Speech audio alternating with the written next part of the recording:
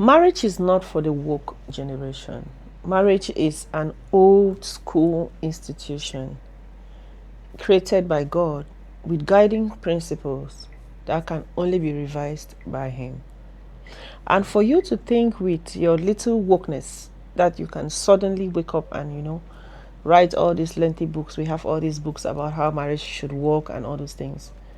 Keeping out the very founder of that institution, yet expecting positive results is delusional, to just say.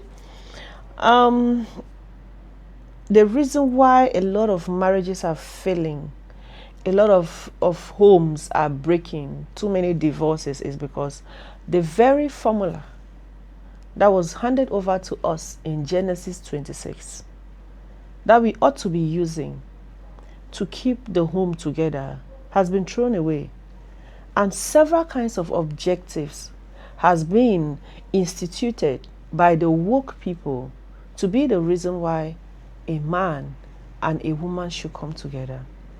In Genesis 26, we're made to understand that for us to come together based on how God gathered the entire host of heaven to form the man and the woman, for us to be, it was for the purpose of creation, for multiplication. And it was not for boys and girls, it was for a man and a woman. A man and a woman, which means that institution is only designated or designed for people that have grown to that stage of maturity, that can understand, can read and interpret the manual of marriage right. That institution is governed by God and the host of heaven. It's not just an institution, it's a sacred institution. So your wokeness cannot impact that institution. It doesn't matter how you wish to be addressed, how you want to be he, they, them, whatever pronoun you're using, or whatever thing you want to call yourself.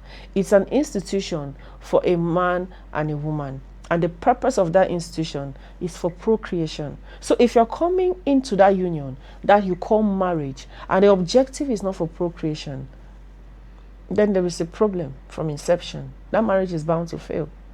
What are you procreating? Now we bring in science. Science, these days we have issues about reproduction. There are a lot of issues about reproduction. But if we go back to that same manual, when we were created, we didn't have reproduction issues. It was the deviation from the manual that started bringing up issues as reproduction.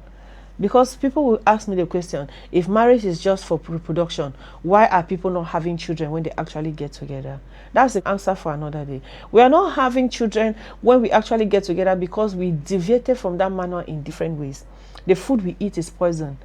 Purposely, it is purposely poisoned to ensure that the purpose for what we call marriage is deviated from. So that all these other associations or groups of people that want to be married can have their flow. So what am I saying? All those other questions we ask and we don't find answer is simply because the purpose, the essence of what called marriage was broken. Now we fall in love. We can fall in love. We can have relationships. We do all those things. Once it is broken, once that principles, governing principles for that institution has been kept out, that institution is no longer called marriage.